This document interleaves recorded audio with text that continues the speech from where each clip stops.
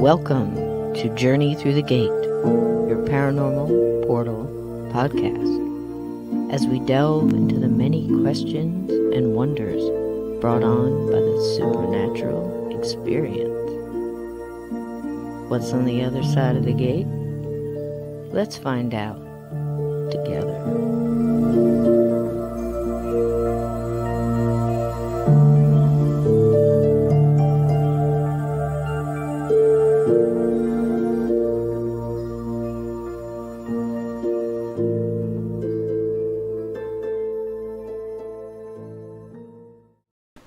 What is up, everybody? Hello, Steve Stockton. Welcome in, my friend. Hey there. Another Monday already.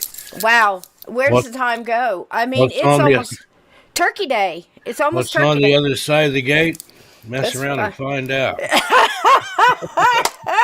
Well, that's just it, man. You know, we've got this whole deal here with going through the gate. You see behind us, the gate's open. Here we are, ready to walk through that dark path, you know. Indeed. And I thought, I was latest going to sleep last night, and we did a late show last night. We had Mr. James Anito on. We had Carl Johnson. We were talking about demonology, and they're both demonologists. Count me out of that. Yeah. Well, the thing is, you know, we every once in a while you got to dip your toe in the dark to appreciate the light, I guess. But we were basically talking about. It took a nice turn. I asked for visuals for the chat, who was absolutely on their absolute best behavior last night. You want to talk about taking the bull by the horns and just showing up with the information, with the wherewithal. You know, it's amazing how smart this chat is, Steve. Oh, yeah. You know, got some informed people here. I appreciate it. Oh, gosh. Oh, so do I. And not only that, you know, normally when I'm doing a show like that, I try to catch chat. I try to catch the different convos going on in there and what's happening with everybody. But I'm also got to listen to the guests because I have no idea what they're going to say. Friends like you and I get on, we can banter and have a good old time. And we can, you know, the chat's a big, huge part of that, you know, on Mondays. But when, you know, I've got somebody on that's been in this like 50 years, I've been watching Carl Johnson on A Haunting, and the first 2 years of Ghost Hunters, he was the demonologist that would come in, you know, and give them the attention because, you know, sometimes I'm over here getting in a conversation and they say, you know what I mean, Cisco? And I'm like, oh, God, I missed everything you just said. I don't want that to happen, so I always lean on my mods in this wonderful chat. So tonight I thought the very first thing I'm going to do is I'm going to let you guys pick. Now, we could come up with all kind of names. Everybody's got names. You've got them. You've got the Stocktonites, and, you know, we've got everybody that, you know, comes together in different groups. They get names. So I said, my chat deserves, we need names. We need jackets. We need cookies. And, you know, all that other stuff. So I'm thinking, I've narrowed it down to two. You have to come up with something that's unique for these. Right. What do you got? Well, I was thinking the first one I thought was really cute because of Crispy the Ghost. So I thought Crispy Critters would be cute. But then I remembered back in the day when I still have the Facebook page, Journey Through the Gate, Gatekeepers. And I think Gatekeepers is probably... Gatekeepers is good. It's probably the one that describes this chat the best. There's some crispy critters in here now, don't get me wrong. I just made me one myself. But I think Gatekeepers is awesome. So if you guys Since you're here tonight, all my wonderful mods, and again, thank you for the stellar. There's not been a guest on here that hasn't been impressed with this chat, and you know, the mods and the way they put out the information and the links and their lightning speed and the questions that they ask. So I just think the gatekeepers or crispy critters. So you guys pick. Gatekeepers was good. I've got a story to tell you. It's a little off color, so I'll have to be careful the way I tell Okay. it. Do you need me to put you in black and white? Would it be better? No. You have at it, Mr. Stockton. I was working for a big grocery store chain, and they're like where people called in to complain about the points on their customer card, their loyalty card program and stuff. It was out here. This has been several years ago, and so since it was a grocery store, we were divided up into teams. So since it was a grocery store, they wanted each team to have a name that had to do with food. Okay. So they put a box up there and let people write out what they thought our names should be. We ended up being the Pop-Tarts. That's great, though. But somebody actually wrote in there. Now, you may have to think about this one for a minute to get the punchline. Somebody wrote Rooster Lollipops. I got nothing. I'll just leave that here and back away. I got nothing. I don't think I should dig around on it very long either. Chat, you getting that one? You'll get it later tonight, and you'll wake up and laugh. Yeah, I'll go in there and poke Mario. Rooster Lollipops. Can we tell? Name. Okay, here. I got two others. I got two other things. So, chat, you may know this, you may not know this, and I honestly can't remember, but we're slinging bacon left and right here. Do you guys like the gatekeepers? I love gatekeepers because to me, it's like you guys are there guarding the gate. Plus, I was thinking last night, Laura Steve. got it. And so did she? I don't know. She got it. Laura, contact me later and explain that to me. So anyway, I'm thinking last night, and it's almost like we're walking through this journey through this open gate behind us. Gosh only knows was in that fog in that haunted cemetery behind us, Steve. But it's almost like as we walk along, there are people in our chat and our mods along the way, just boosting the conversation and making the guests feel welcome, and answering questions and going and finding links for each other, lifting each other up if you're having a bad day. We had a couple people in here that weren't having a very good day last night or day, wherever you may be. And I think people come in feeling one way and leave feeling a little bit better every Monday night, Steve. I think that's a good thing. It's like group therapy in here sometimes. Mm-hmm. And I think it's wonderful. I've had some chats. It was like being in church almost. And Edna's, it is kind of like that. And Edna's leading us here. She says, I'm keeping my mouth shut. All right. Yeah, there's a few that got it. It's kind of. I might hurt myself. I might hurt myself if I think too deep on it. Somebody just put that in as a joke, but the lady reading them out, it didn't occur to her what it was for a few minutes. Oh my gosh! I think that's just been about everything. I can remember when my sons worked at a place called Guthrie's. It was a chicken place, and you'd had to, very much like Starbucks. They called the name out, so you'd give us the name, and they give. And that could be a little interesting too. So I know. Well, fun. Here we go. There's a couple people saying stuff about, let's see here. Let's say hello to these beautiful people here tonight, Steve. I've got Laura Elizabeth. Now, first, straight off, Laura asked me for a request today.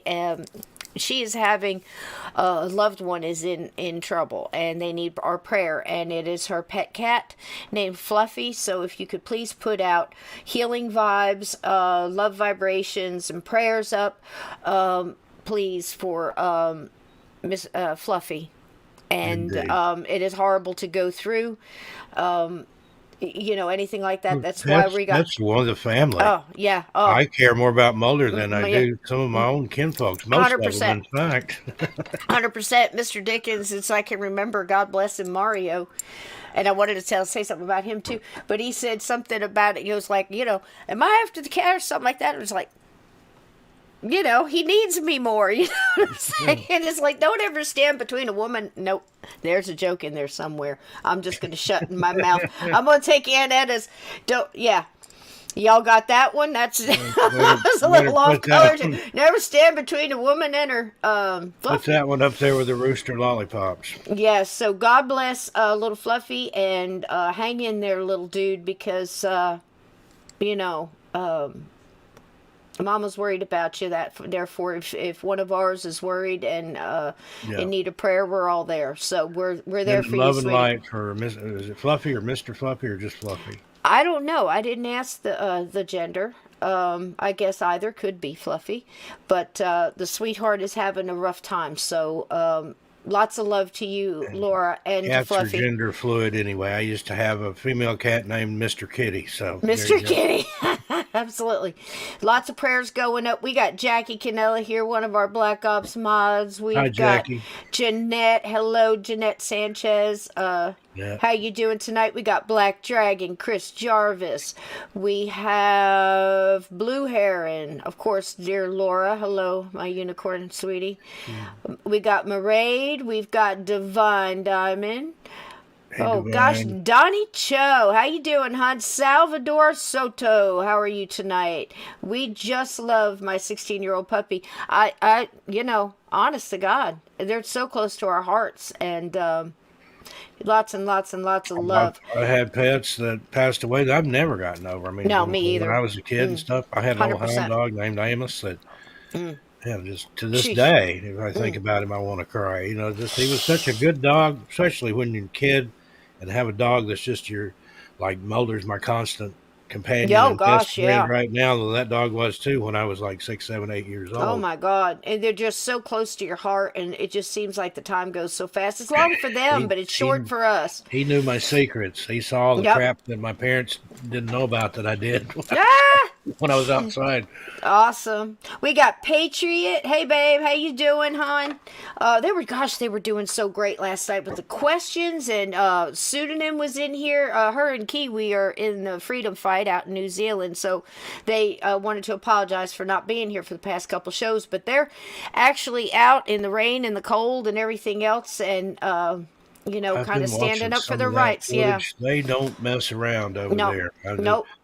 And They're when they standing started in the doing cold. that dancing, they were like protesting and that kind of a warrior dance that they were doing. Yep. That got me fired up. I'm like, damn, if you guys were closer, I'd join you. Well, Donnie Chow here says that he gave up pro wrestling for this show, so I don't know. Should we do a little something, a little like, "Arr," If you're going to pile drive me, I better say no. I pull out a Frankensteiner on you. That's about how far back I go. I used to love, when I was in Alabama, of course, made fun of, the stereotypes are not true, but there's always some truth to it. You dig deep enough, you're going to bump right smack dab into a stereotype. So I used to holler out the back door just to annoy my kids and holler off the back porch, "Boys, wrestling's on!" And the only reason I did that every single time it came on is because my older son said it embarrassed him so, and please don't do it. And that's wrestling. WRASSLIN. Wrestling. Yep. But I'll tell you what, complain as they might, they came a running. They didn't miss it. They loved their butterbean and, who was that one? I know we got stories about, what's the blonde-headed one? That one. What the heck is him? I can't remember his My daughter name. watched it, but I can't Oh, remember geez, any of the yeah. names. Somebody will come up with it. I think we got everybody. Got TD in here tonight, too. Let's see who else. Do you see anybody else? You holler them out there. I think we caught everybody. Anybody else that comes in, I know that you guys are going to take good care of them. Okay, one more piece of stuff. I wanted to tell you this little story. So, Mario, my husband, is an excellent keyboard player. We don't really have furniture. We have musical equipment around the house. In fact, my first podcast was started on duct tape and stolen band equipment. So Steve knows that to be true. Yes, I do know, Donnie, what a Frankensteiner is. Not only do I know what it is, I could probably pull one, not two, but I could probably get away with doing one. I'm a mom of boys, remember? Go get Mario Hey, and Connor. show us one. Oh gosh, yeah, there you go. So he was in a band with many bands, but one of the only bands to play all 3 decades at CBGB's in New York City. And now anybody that was alive in the 70s and 80s knows CBGB's. Been there. Yeah. And you've been there once. You don't want to go back most of the time. But this was a time when the Ramones were just coming out, the Dead Kennedys, Dead Boys, all these people, and another band called Blondie. I used to play there. So Blondie and the band that my husband was in, that Mario is still actually in, was called the Big Fat Pet Clams from Outer Space. And they were kind of, gosh, it's hard to describe, kind of new, not really new age, I guess a little new age, definitely punk, definitely rock and roll, kind of a mixture of it. But listen, to play all 3 decades, and the only other band is Blondie, they definitely had something that people wanted to hear, because they used to pack the place. And what a dump that place was, though. But boy, it put out some talent. That It did. It was like a sewer in there. You didn't want to go to the bathroom.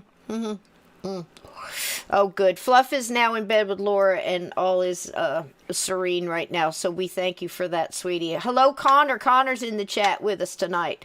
Okay, so CBGB's was nuts, and they were actually invited to the premiere of the movie, but they're just briefly mentioned at one point. I can't remember what it was. A lot of that gets cut out.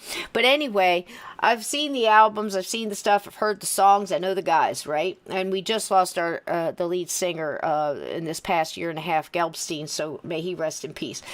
But anyway, I'm listening to a show. And I believe it was, I love Richard Serrett, the Conspiracy Show. I just love his voice and his demeanor coming out of Canada. And he does some great shows on rock and roll conspiracies and stuff like that. So if you've never checked out Richard Serrett, check him out, because the Conspiracy Show, I believe it is, and it's just constantly good. So I'm listening to it, and it happened to be a guy named JJ from Twisted Sister, and I was just catching a piece of it going to sleep.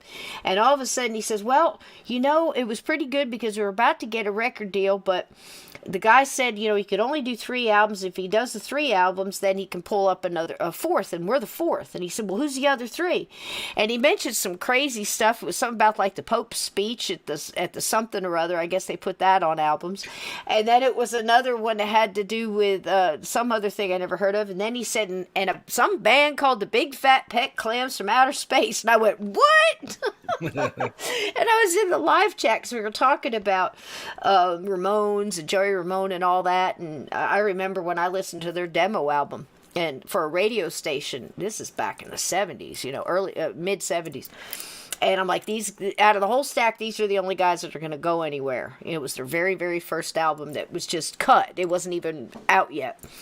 And so we were sitting there talking about that, and I heard him say that, and I went, wait a minute, what? I said, chat, you're not going to believe this, but I'm actually married to, and sleeping next to me right now is the keyboard player, for the Big Fat Pet Clams from Outer Space. And I thought, what's the chances, the timing on that? But the reason I brought that whole up is a funny story too. He writes a lot of the music, so a lot of the music and stuff you hear on my little videos, he wrote the theme song here, and I believe he's sung some music towards Steve, so I hope to hear a little bit of that in the future. And I'm trying to get him to put some of his stuff out there, because I don't know anybody else you can walk up to and say, I want this with a little twinkle here and some dark piano here, and maybe a creaky door and a whatever, and and literally less than 10 minutes later he goes, come here, listen to this, every time. Yep.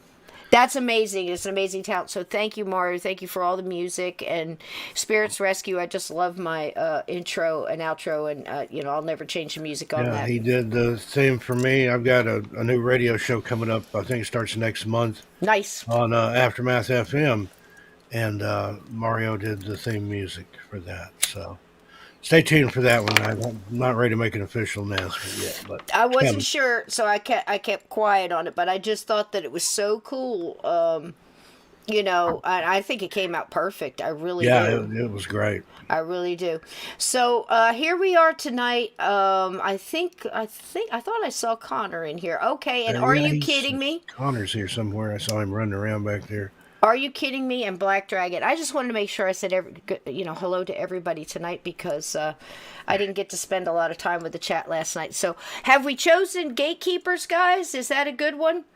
How about that one? And we can call Crispy Critters the ones that are being out of hand that night in the chat. How about that? So we'll use a little bit of both. And don't forget our safety word is bacon.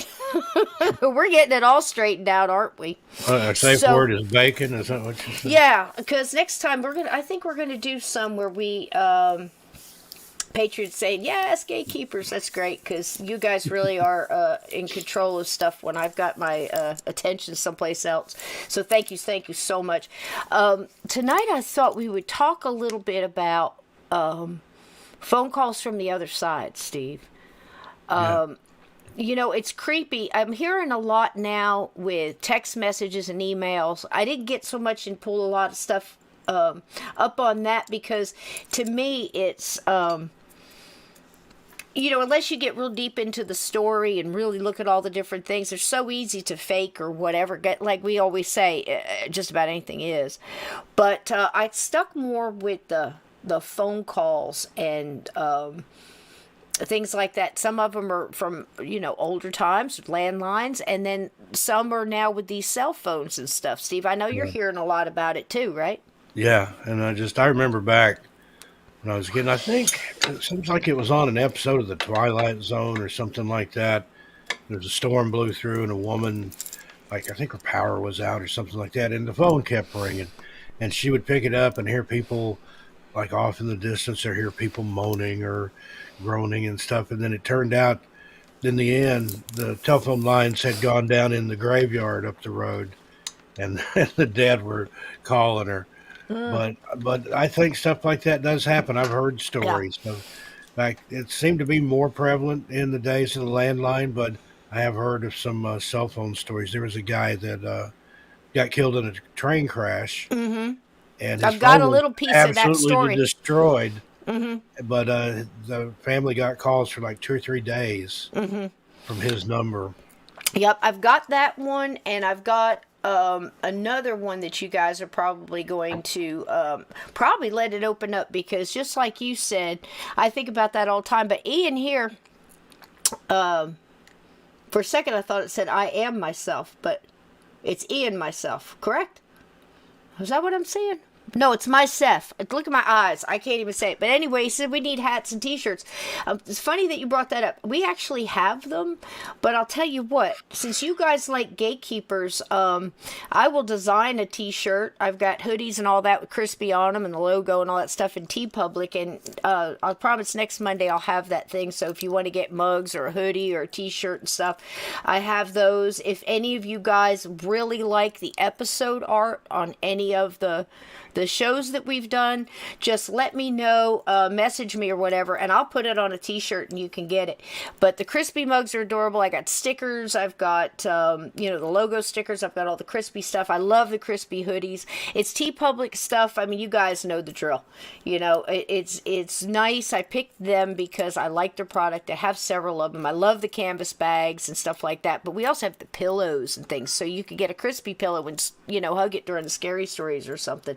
So, but I have some of the stuff. It is nice quality. I love the tumblers. I think they're a little too pricey, but they're good, and they keep it hot or keep it cold. So I don't know, you know. But anyway, if you guys are ready, anybody want to see a video? I do. Okay, so here's a little video. I thought it was really cool. I started digging in and I found a little bit of other information as well. And Donnie Chow was saying, what are you saying, Donnie? What's going on here? He said, after he dies something, look out, everybody. After I die, I hope to become a ghost powerful enough to enter people's video games and smartphones. You know,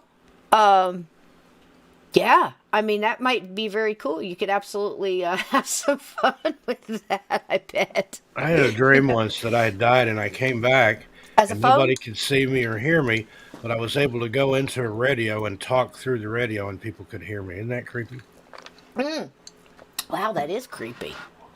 Interesting idea for a book. I'm getting itchy to write another story, but I got to finish the other one first. So, yes, I will absolutely do gatekeeper hats and t-shirts with the logo on it. And like I said, we can pick out some things that we like. Maybe by next Monday I can have a couple things like that for you guys. They're really pretty quick on the delivery, too. And I believe there's like a 30% off sale going on. They always do that around this time of year too, so maybe this is the time. So that would be cool, and I get a little piece of that, and it helps go towards the cost of internet and StreamYard and God knows what else kind of doohickeys I got hooked up on this thing. So thank you guys for mentioning that, and I will get on that and show you some pictures. So here's a little video.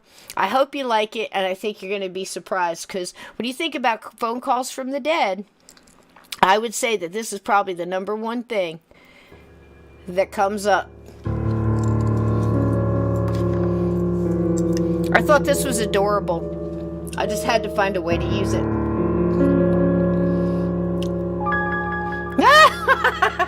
I love it so much.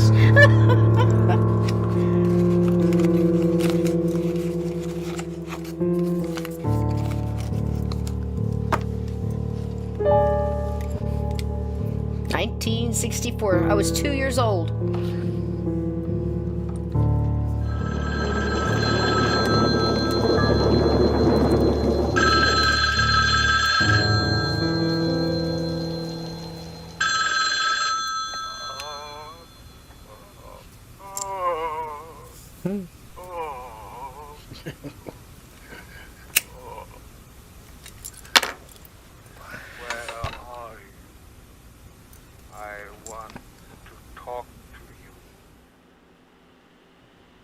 That is Gladys Cooper, everybody. And when I started digging, look at how beautiful. Yep. From 1912, she was a dame. And this is Nothing in the Dark. Do you guys remember this one with Robert Redford? Let me stop it just for a second because I have the thing I can read for that.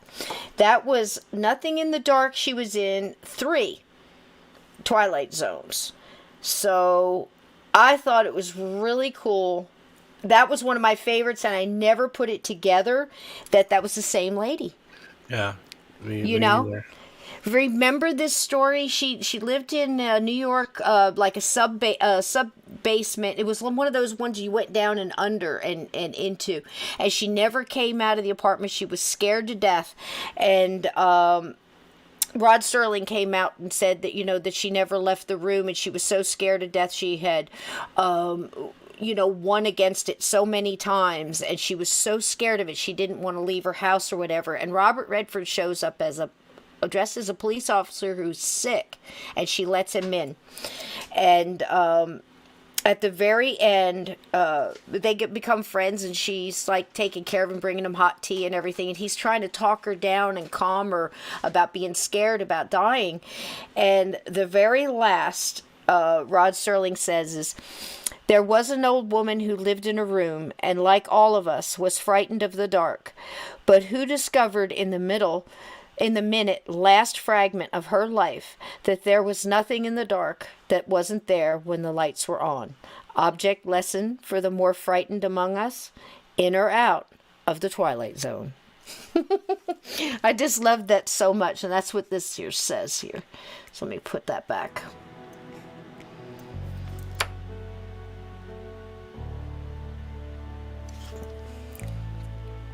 Here's a little bit more on Gladys. And she, of course, has left us in the 90s. And she very well may be in the Twilight Zone. She was in 3 Twilight Zones: Night Call, Nothing in the Dark, and Passage on the Lady Anne. And there's Mr. Death. Just a wonderful career. Spanned from 1912 to the very last she did in the 70s. Just an amazing lady, wasn't it? And that was the story you were bringing up, wasn't it? Yeah, that was it. That was the one that... Yeah. Aunt Edna, let's see what Aunt Edna's saying here. She says, "The Twilight Zone was just about the only show that scared the crap out of me. I loved it." I did too. It made me ponder more. The one that scared the absolute crap out of me was another Rod Serling show, Night Gallery. That one, I remember it came on Sunday nights after my parents went to bed. It was in reruns at that point. And I would stay up and get scared to death. Yes. And turn all the lights in the house on. Yes. I was trying to remember when you said Night Gallery, right out of the gate, I think of the one with Rodney McDowell. And he had, I guess, inherited a house that he used to visit. An old uncle died or something, and there was something between him and the old uncle that he didn't think that he was worthy to receive it or whatever, the house, but he got it anyway.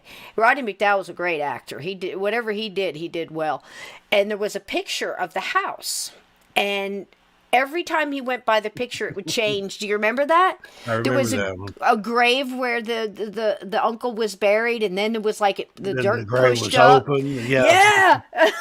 I believe, I'm not sure, somebody correct me on this if I'm wrong, but I believe that was the very first episode of Night Gallery. Really? I used to have them all on CD, and I think that it was one of the first anyway. Wow. And then the grave opened up, and then you could see the uncle like walking toward the front door, and the next thing you know, he's losing his mind. Roddy McDowall is, and then the knock on the door, I think, killed him. Didn't he have a heart attack or something? Because somebody knocked on the door. Yeah. That was episode number 1, The Cemetery. Donnie Chow says, when you're walking in the dark with no shoes on, completely blind, anything can hurt you. Yeah, that's a good point. I can remember Legos was a favorite. Yeah, or Matchbox Cars. Yep. Or Dog Bones. Yep, and Tales from the Crypt too. Yep. But that was the very first episode, called The Cemetery. Ossie Davis, Roddy McDowall, George McReady, Barry Outwater, Tom Basham, and Richard Hale. Don't really recognize any of those other names. But yeah, Roddy McDowall was like a swinging 60s playboy type with the Nehru jacket and the love beads and stuff. And Yeah. he was just entitled with everything and didn't want anybody else to have any. He wasn't going to share any of the uncle's fortune. That was just a fantastic episode. Welcome in, Oracles. Thank you so much for sharing the show. She always does. We appreciate you so much, darling. Thank you so much for doing that. Yep, that was it. Roddy McDowall. He was also, I believe, in what was the vampire one? Night something. It was he was playing like a horror host, kind of like Fright Night. Fright Night. There you go. That was a good one. I like the that original one from I think like 83 or 86 or something like that. It's been remade recently, but I haven't watched the remake. Don't care for remakes.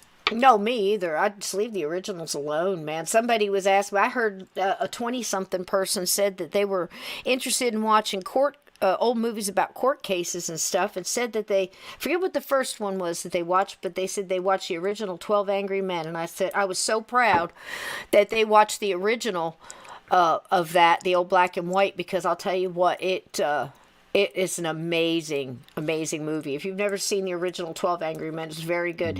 But it made me feel good that younger people were watching some of these old movies, because they are so different. I think every time they remake something, it just loses a little Anything like that where it's just a single set for the entire film and it can keep you enthralled, like Lifeboat from Hitchcock.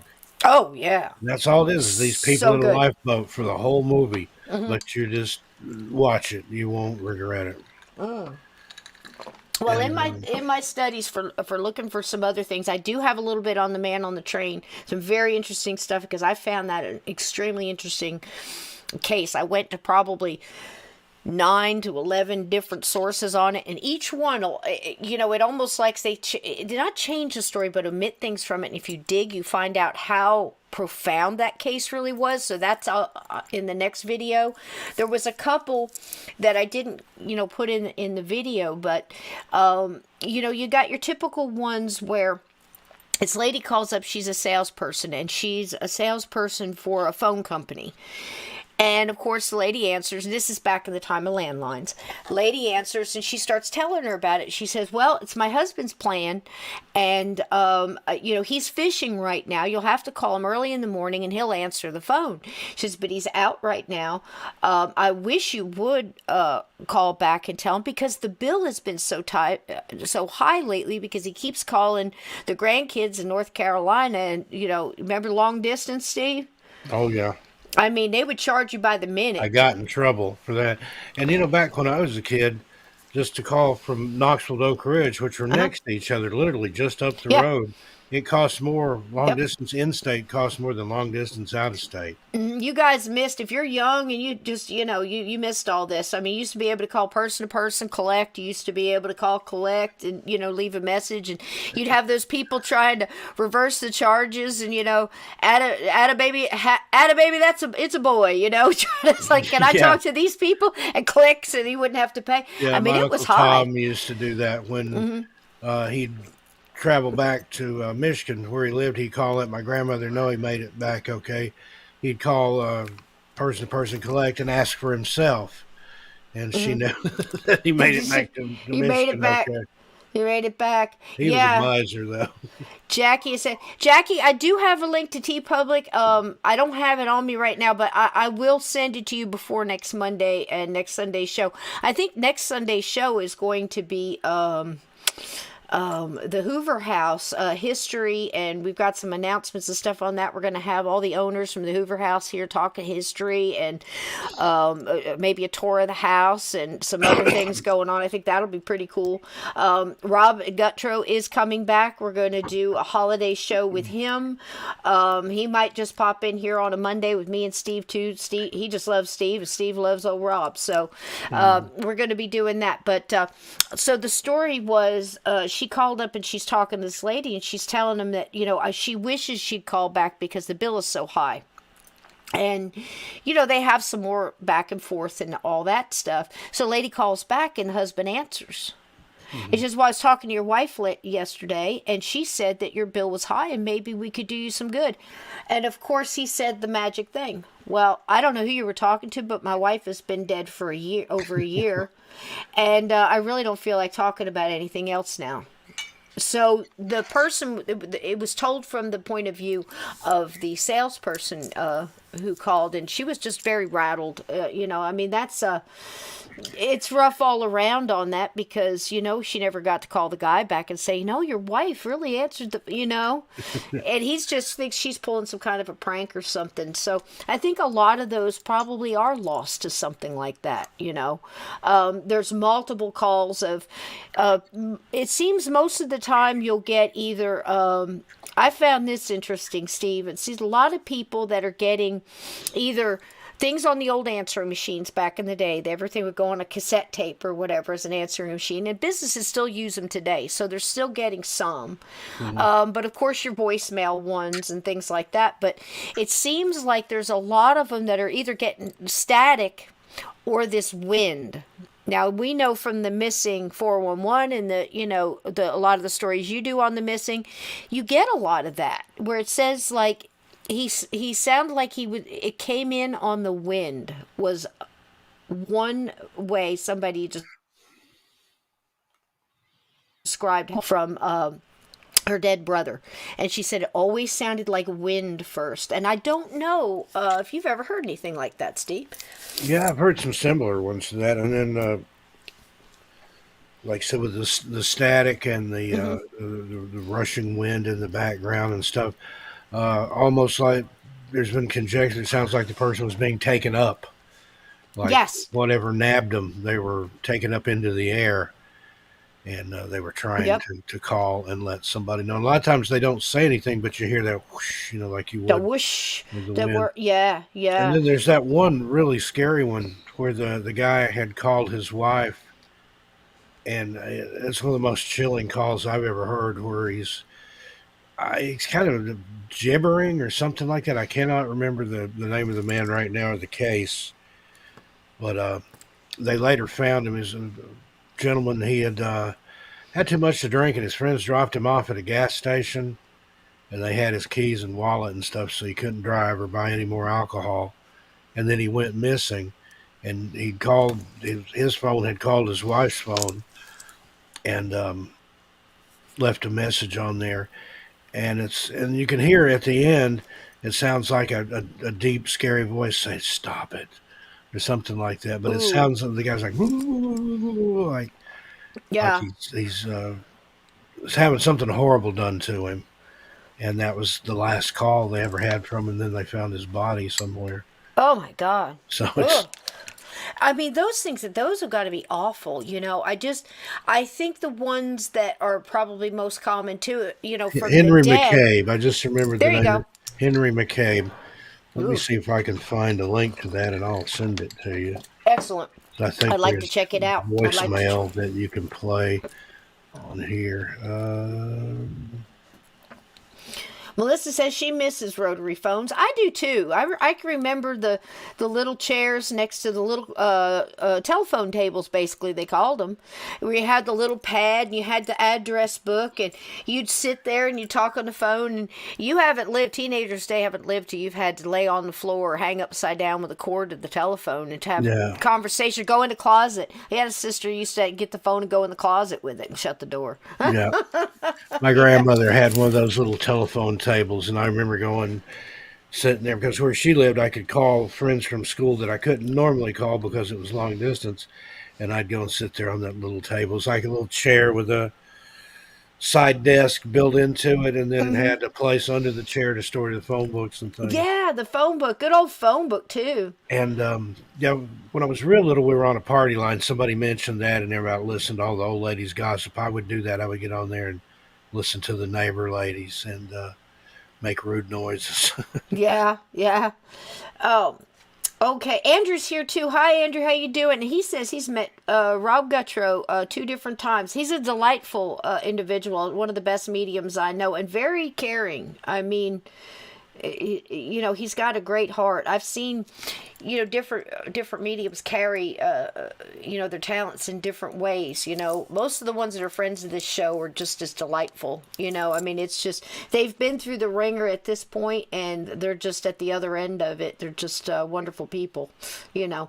But okay, let's look at this other one. This one's got a couple of stories on it, and I have to stop it a little bit because I got some stuff here I want to read.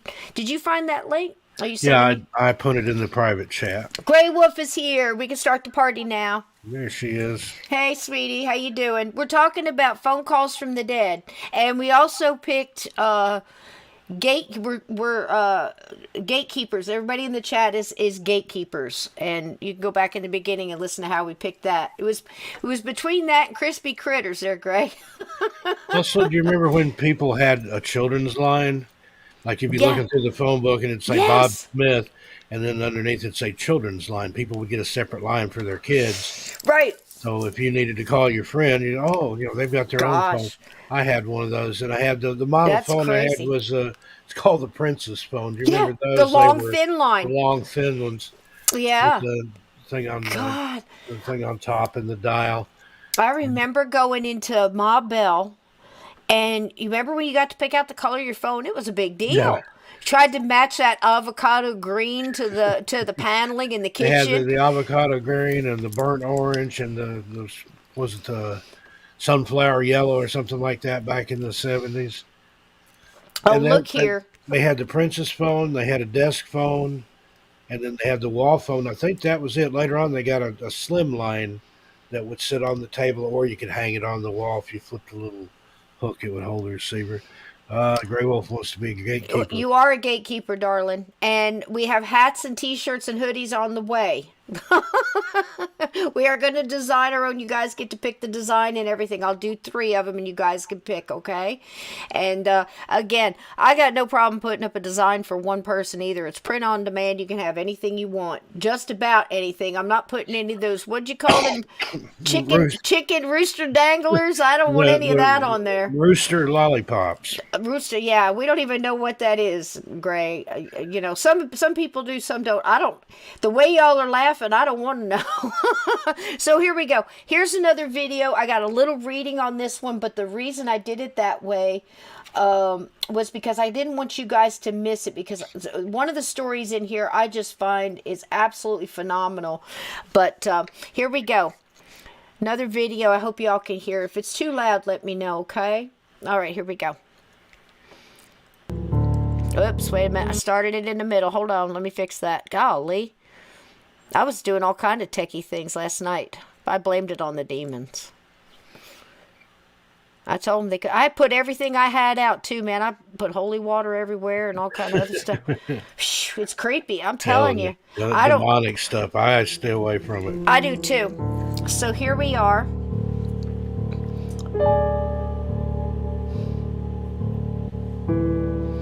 Okay, this one, let me stop it right there. In 1969, a New Jersey rock musician, I had to put this one in because he was from Jersey. New Jersey rock musician named Carl Uphoff claimed he was called by his grandmother, with whom he had been close, and who had died 2 days earlier. The elderly woman had been deaf, but had still always called on the phone to him or his friends to ask if Carl was there. That was the rough one to read. Sorry, guys. I found this very creepy. Maybe because she was deaf as well. Even though she couldn't hear the response, and much to the annoyance of his friends and bandmates, Carl claims that one night in 1969, he received a call while hanging out with some friends. On the other end of the line, he says he had unmistakably heard the voice of his grandmother. When he asked how she was able to call when she was dead, the woman hung up. Maybe she didn't know she was dead, Steve. She's thinking how much the long distance was going to cost. Right? Oh my goodness. My AT&T bill. Okay. I should move here in a second.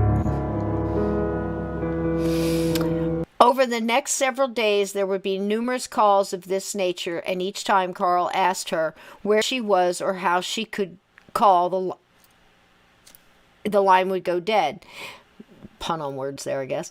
This went on for some time until the calls suddenly stopped. Poor Carl. Phone went dead. I didn't write that. I can't take credit for that. All right, should move on here in a second. But isn't that incredible, though? She was deaf, and she would, it's crazy. And, it went on for a little bit, and then all of a sudden it just stopped with no warning, so I don't get it. Okay, voicemail from the Vale. This one's creepy. A young girl's grandfather dies, and she gets a voicemail. The white noise in the background is broken by the faint whisper of the word Grandpa. Saved message. Oh, man. I'd hang up. Now that one you can hear.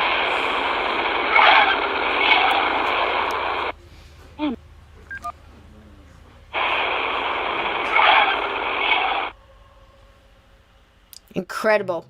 Now this one. This is another Twilight Zone, and I want to tell you a little bit about it. It's called Long Distance Call, and you can remember this is Billy Mumy. He was in an awful lot of the Twilight Zones as well. I found this one extremely creepy because it was the mother-in-law, and you could see her sitting there, and the mother-in-law and the wife had a little animosity going on.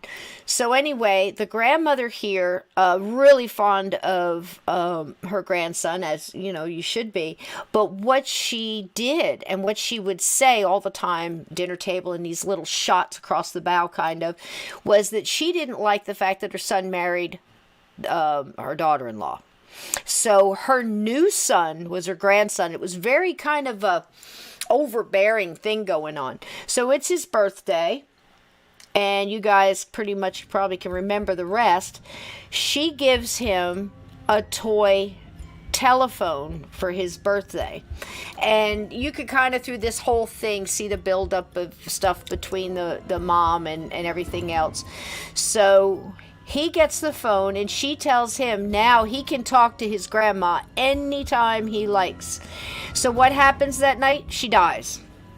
And the phone starts ringing, and it gets a little creepy around the house.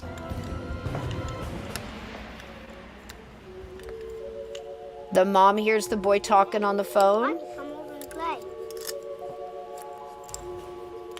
Is it cold there? I had Winnie's for lunch. What did you have? Maybe they'll fix my tricycle. So the crazy part about this that I had forgot, not only is she hearing the little kid, but it builds up, right? And she thinks she's just talking to an imaginary person. But he's saying all these things like, no, Grandma said, well, when did she say that? Last night when I was talking to her on the phone. So it builds up, builds up. Well, what happens is the neighbors come running over with a cop and tell the parents that the little boy, they just pulled him out of traffic.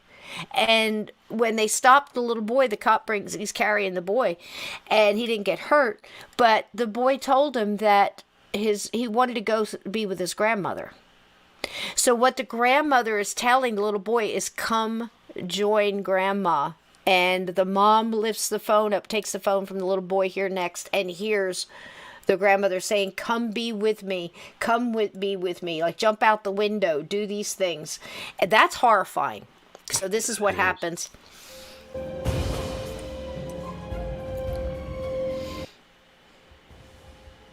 What's horrifying is how they used to dress, I think.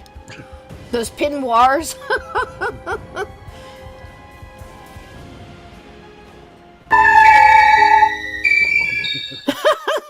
So dramatic, right? But, yeah, so that was the end of that. That phone got busted. Phone calls. Bill Lumley, in addition to being, he was in a lot of episodes on there. He was in Yes, the he one was. where he wished people into the cornfield, if you remember that. Absolutely, absolutely. So here's the one you were talking about, Steve. This one I called, you have one new message. This happened in San Fernando Valley. There was a commuter train going, of course, a horrible crash. And this was in September, I believe, of 2008. And Charles Peck here is, the amazing part of this whole story. Now, they lost almost over 20 people instantly in this wreck. You can see how horrible it is. The odd thing is there were 35 calls made on that man's cell phone. Now, the discrepancy back and forth, people who don't believe and, trying to poo-poo it and throw it out, said, okay, well, maybe somebody was, leaning on the phone was broken, something happened where it just kept dialing. And, of course, nothing paranormal whatsoever to that. Not the case. Charles Peck's phone made 35 calls in 11 hours. Okay. Now, the odd thing about that is, although he was a businessman with many contacts, the only calls that were made were to his close loved ones. Mm-hmm. It wasn't on like a special family group that it just kept calling. They were dispersed throughout his call list, and weren't really at random. Most of the calls were made to, he had 2 adult sons, and of course his a fiance or wife. I'm sorry, I don't remember that one, but I believe it was a fiance. He was fixing to get married, and he would call her, and all they would hear on the line was static. But it would last a few seconds, which doesn't sound like much, but 35, 40 seconds sounds like a long time when you're just hearing static and it's his phone. So of course his loved ones are thinking that he's hurt and just can't speak. So they're yelling into the phone, they're looking for you, we'll get you out, you hang in there. I mean, heart-wrenching, because they're yelling into this phone telling him, you hang on, like he's stuck in the rubble, we're looking for you, we're getting the survivors, please hang on. Unfortunately, when they found Mr. Peck, it was absolutely they were absolutely positive that he had died instantly. And the caveat to the whole thing was they followed the signal to the phone to help find the body of Mr. Peck.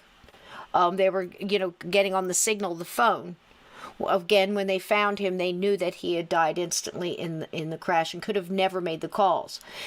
The other crazy thing is they could never find the phone. That's creepy. Now, this one I found very interesting. And let me tell you a little bit about this. This is the one I have to read. And I was asking Steve about this today because I really had never heard about it. So let's go back to this gentleman right here. Pardon my little ways here of getting this done. There he is. Right there. That He good just looking looks creepy. that good looking feller right there. We'll just stop right there. So in the early 1970s, you're going to love this, Steve. A retired inventor and an entrepreneur named George W. Meek, this fine looking young man, embarked on a quest to develop a technology-based approach for the communicating with spirits of the dead. Just a few years earlier, the discovery of EVP, that we all know and love, had sparked worldwide interest in trying to communicate with unseen spirits by electronic means. But George Meek wanted something more advanced and less subject to controversy than the rudimentary tape recorder methods being used by EVP experimenters. Meek hoped to devise a system that would consistently allow clear two-way communication between earthbound individuals and the spirit world.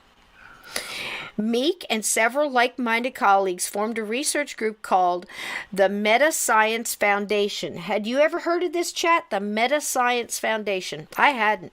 Never heard of him. And it says he looks like a Who from Whoville. He does kind of, God And bless him. Donnie Cho says his hair looks upside down. Like the top part should be his beard, and then the short part, like if he had a buzz cut. You know what? I think you're right, Donnie. It does. Like one of those little shaky, remember those faces with the magnetic stick that you could move the hair around on the face? Maybe we could do something like that later. Okay, so what is it? It is the Meta Science Foundation. In the early stages of their trans-dimensional, just moved it on me. In the early stages of their trans-dimensional engineering work, the group was guided by communications received in trance-channeling sessions with psychic mediums in Philadelphia. During these Philadelphia seances, contact was reportedly made with several deceased but still very communicative scientists. So now they're going back and forth with scientists. You know, that it passed. It's amazing. One such contact was with the spirit of Dr. W.F.G. Swan. Swan was once a popular science lecturer and a leader in cosmic ray research who had lived and died in Philadelphia. His discarnate spirit was said to have provided Meek's group with the background and technical foundation upon which to begin construction of a new type of spirit communication device. The Spiricom, as it soon came to be called, was born. And you see that here. It is a large machine. Right there, you could kind of see it. Right there. Let me see if I can make that bigger. Can you guys see that? Yep. All right, there it is. Too big to carry in your pocket, but if it gets the job done. Right. So they would say, yeah, it was pretty big. It had all the pictures up here and everything pinned. So, all right. So Meek claimed he could now receive what amounts to a call from the dead. Basically, a two-way conversation, not just getting an EVP of somebody going, hello, I'm here and I'm dead. So you could have a conversation. Let's see. He also recorded it, thus preserving a discussion between himself and an eerie voice that allegedly comes from the other side. One of these conversations was rather famous, and the conversation recorded on January 27th, 1994 occurred in Meek's North Carolina home near the town of Franklin. The voice identifies itself as being Constantine Raudevere. Okay? Raudevere studied parapsychology all his life and was especially interested in the possibility of the afterlife. He and German parapsychologist Hans Bender, who I have heard of, investigated electronic voice phenomenon. He published a book on EVP breakthrough in 1971, and here is a part of that recording. I found this very interesting. You guys listen and see what you think. And here's a picture of Raudevere here. That's him. This is Constantine Raudevere. This is the first contact you get from us. I suppose that you can hear me. I can hear you very well, very plainly. Fine, so this is the beginning of a new story, a new chapter, George. You are a very good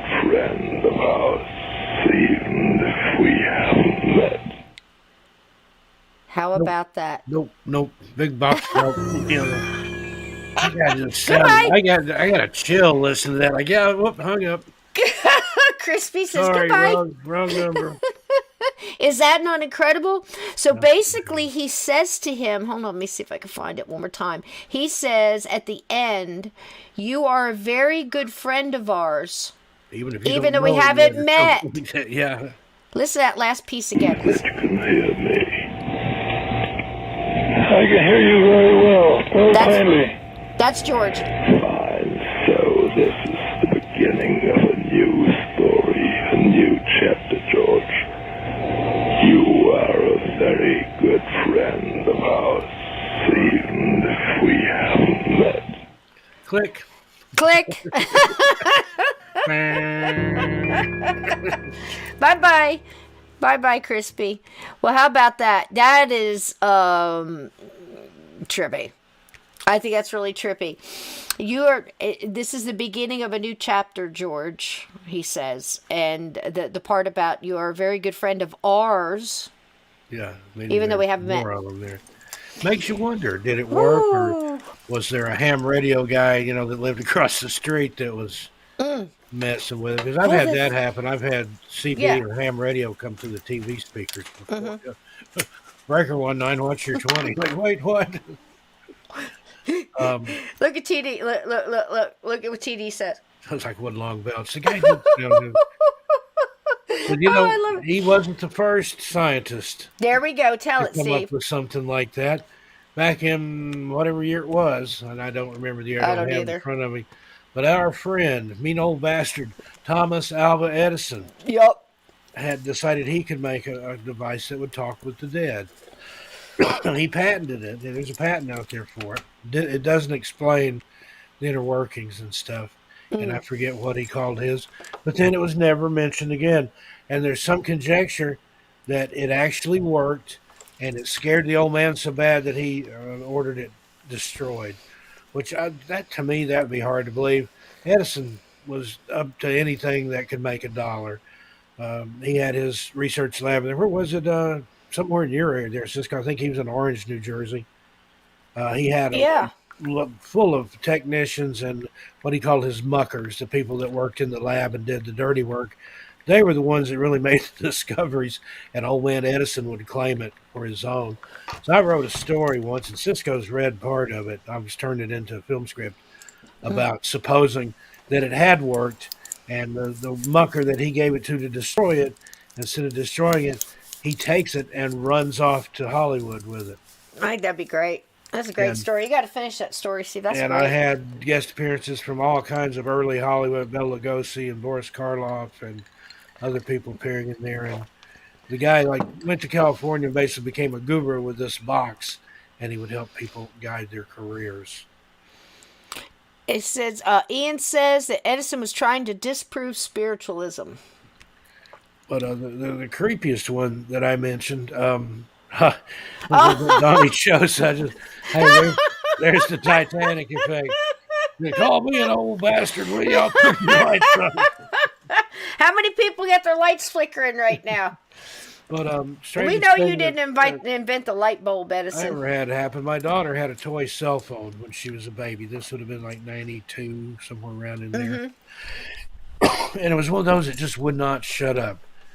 Anytime you picked it up, touched it, it would ring, it would talk. It had like 12 different cartoon voices on it, and she would jabber to it, and it would jabber back. Well, I took the batteries out of it because I got tired of hearing it. And she would still play with it. She just thought it didn't work anymore. Well, one day it was laying on the counter in the kitchen. I had like a bar in my kitchen, like a breakfast counter, and stools there. And it came up this big storm, a big thunder lightning storm. We used to get those a lot in East Tennessee. We don't get them out here out west, not where I'm at anyway. Big boom banger, as they call them. And during this big crack of lightning, that cell phone started ringing. Toy cell phone rang, and not just like a ping, it like rang. And I picked it up, and I thought, damn, I took the batteries out of that. And I flipped it over, there were no batteries in it. I don't know what that was, if it was a ghost or something that came along with the storm, something wicked this way comes type Right. happening. But it rang more than once with no batteries in it. Could have been an electrical discharge, something in the air from this lightning stuff that was going on outside. But that was creepy. Yeah. Oh. That and she had a Furby that sat in the closet for years. I opened up the closet one day and it opened its eyes and started jabbering at me, and I jumped back. Those things are creepy. Anna says that she's in the dark. Well, maybe the lights will come on then, Anna. I don't know.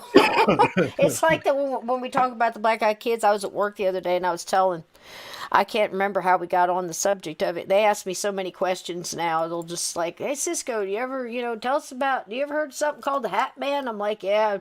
Before you know it, about 15, 20 minutes later, they're sorry they asked the question because they get so scared because they're just I didn't answer it, Salvador. It only rang twice, but I stood there and stared at it like, what the hell? Because I knew it didn't have any batteries in it. Yeah, everybody hates Furby. Your old landlines, when it was storming, sometimes it would just pling. It wouldn't do a full ring, but if there was a lightning strike nearby, sometimes you just hear a ding where it would set the bell off. Mairead says here, my phone always plays up after watching you, Steve, and I've been video chatting Jarvis at the time. Yeah. I understand. We have stuff happen all the time. We've had pictures fall off the wall, all my electric go out, my phone drained from 90% to 0. Put 3 people in the hospital. I mean, oh my goodness, so many things. But the funniest one was the first time, I know we've probably told this story before. I've got this thing about saying high vibrational stuff. In fact, I think that's how we wound up starting to tell the story, because I'm trying to tell everybody at work, stay in a high vibration, let's not get into the hate and all the, the down. We try to keep everybody up, like we do in this chat. So we're talking about it, and I said, well, I've come to the fact where I sing like a crazy song or something because it just instantly raises the vibration. Mm-hmm. So Steve and I are talking about, it was my old show, and you told the story about the black-eyed kids and everything. And you were saying that every time we did it, something would happen. So the next morning, I'm walking down the hall just past the door. It's like 7:30, 7:45 in the morning on a Sunday morning. And all of a sudden I get this bam, bam, bam, bam, bam. And not a knock, knock, knock like, hello, how you doing, whatever, or here's a package. This was a cop knock. It was boom, boom, boom, boom, boom. So I just stopped dead in my track and I went, what? No. And then all of a sudden, I just said, screw it. And I busted out, before coffee, by the way, a nice rendition of Jeremiah Was a Bullfrog.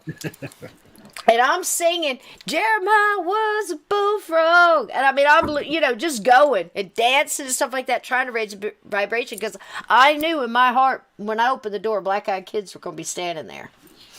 So I finished this and did a whole verse and a chorus. And then I reached down and I snatched that door open so fast.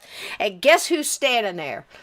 2 Jehovah's Witnesses with the biggest eyes you ever seen, just standing there with a copy of the Watchtower, and I was just as surprised to see them as they were. They did not have they were not black-eyed. I was going to say, was it the black-eyed Jehovah's Witnesses? No, they weren't. It wasn't them, not yet. But they were just as surprised to see me as I was them, and I guess they had heard the whole song, and they didn't know they were coming for a concert. And Lord knows what I looked like in my PJs at the time. I sure didn't look like that lady in the Twilight Zone. I don't wear the pinwar and all that stuff. But I just reached out and I said, I'll take that. Thank you. Have a nice day. And I snatched that Watchtower and slammed the door. I actually love their literature. Yeah. If you want some dystopian, apocalyptic artwork, that is the place to get it. In the Watchtower, they've got another publication called Awake. Yep. You go online and look for that. Look for Jehovah's Witness. They're very dedicated. And it's like a group of smiling people marching past, looking up into the sky with these big smiles on their faces, and then behind them, the city is like absolutely destroyed. It's apocalyptic. Things are blowing up, and there's dead bodies everywhere. I'm like, man, I would put that on my living room wall.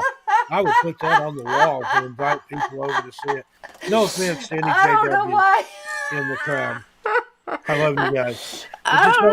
Don't assume that because I'm still asleep at 8 o'clock on a Sunday morning that I'm a heathen. Oh my God! Come around on Sunday mornings and beat on my door.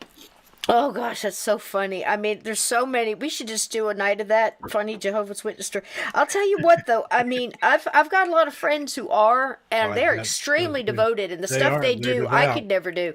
I could never do. Mormons too. I had nothing but admiration for the young folks that go out and they go out on the, I Yeah. forget what they call it, but they have they have to go around to house, and the Yeah, stuff the that they must put missionary up or with. missions or Yeah. whatever. They go to other countries and stuff too, or sometimes other states or other cities.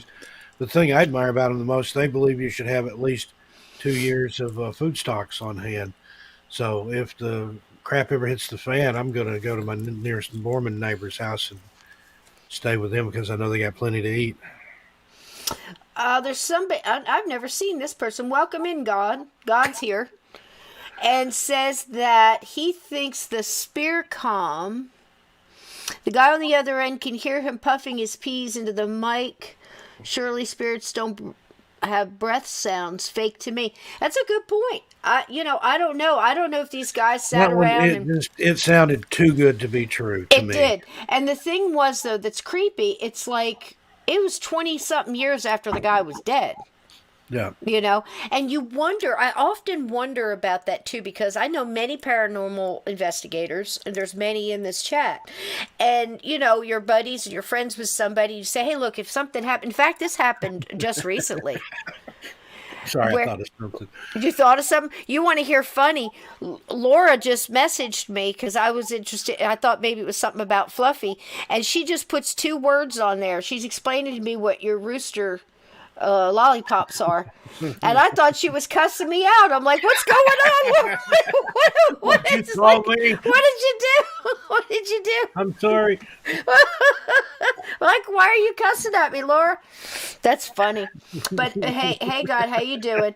Yeah, that's the thing. I don't know, but the thing was, the guy was supposedly dead. I think it was like 20 something years, maybe more, about 24, and. Did they sit around and record something and put this on? There's a lot of controversy about it. There's a guy who took over for him too.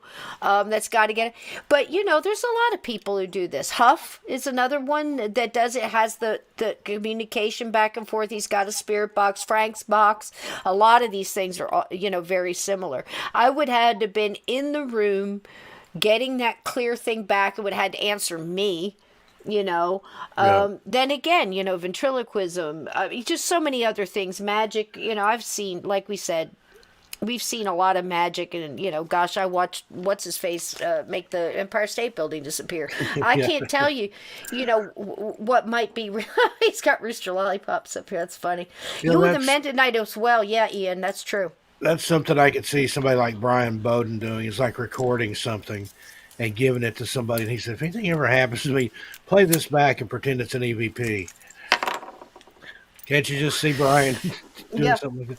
But the thing I was laughing about that I've heard recently, there was a guy that had done something like that. He recorded some stuff on one of those little pocket recorders. Mm-hmm. And he asked his friends that when he died to put that in the coffin with him, like hide it and turn it on.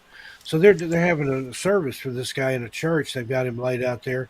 The friend hits play, sneaks it in the coffin, and then after 2 minutes or whatever, then the guy starts like talking and stuff like, "Hey, what's everybody doing? What am I doing here? How come I can't move?" That's funny. And it was just he was winding his friends up. That's great. And I heard of toward somebody the else end- who had a recording played at their funeral, and it was funny. He was an Irish guy, and he just had a great sense of humor. Very similar. One of the best I ever heard, a guy had left in his will that had told his son, so there's a big wooden crate down in the basement. It's about 2 foot by 2 foot square. Whenever I pass away, don't open it, don't do anything with it, but I want you guys to promise me, swear, that you'll take it outside and burn it.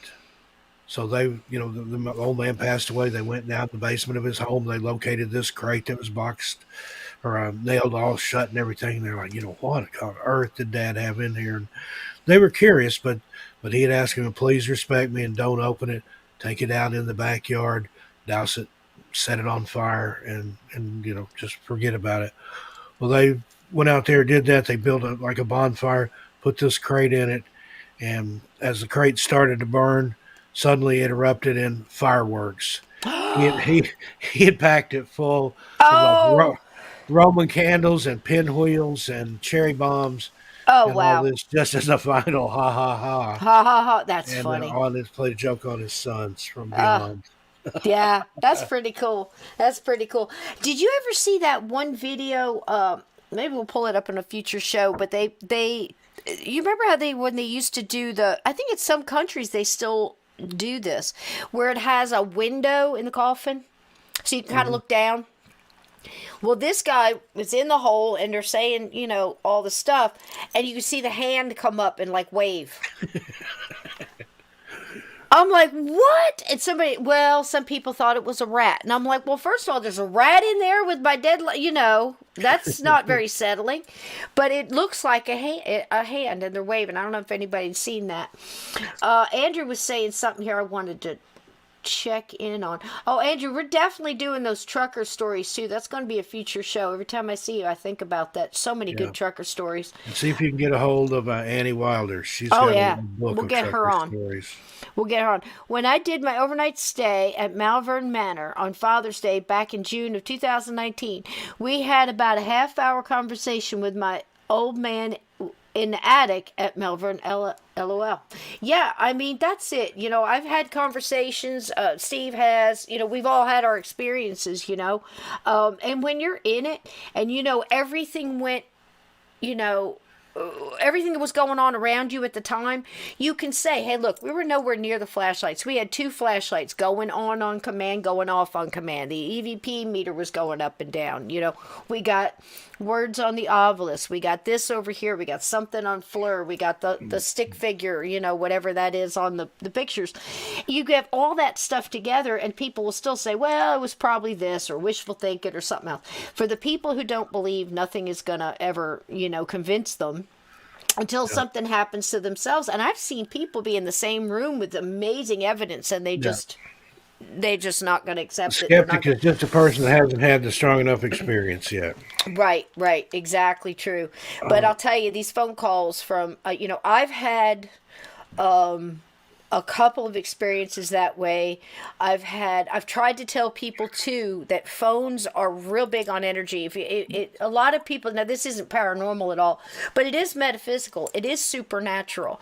It has to do with energy. Like, say you're having a fight with somebody and you're trying to get your vibration up and you're trying to get on with your day and just let all of that go. And then sure enough, that person will text you. You can go back and ignore it and move past it.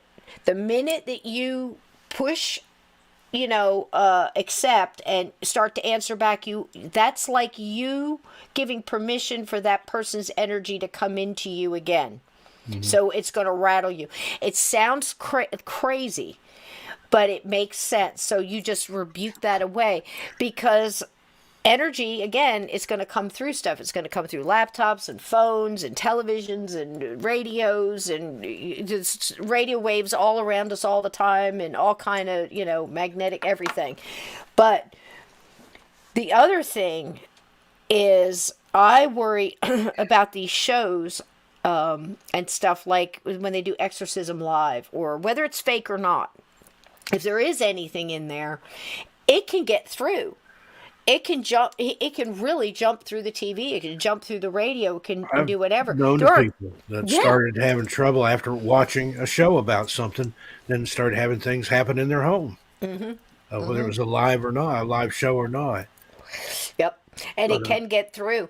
There was a phone call. This was probably one of the craziest incidents I've personally had with this.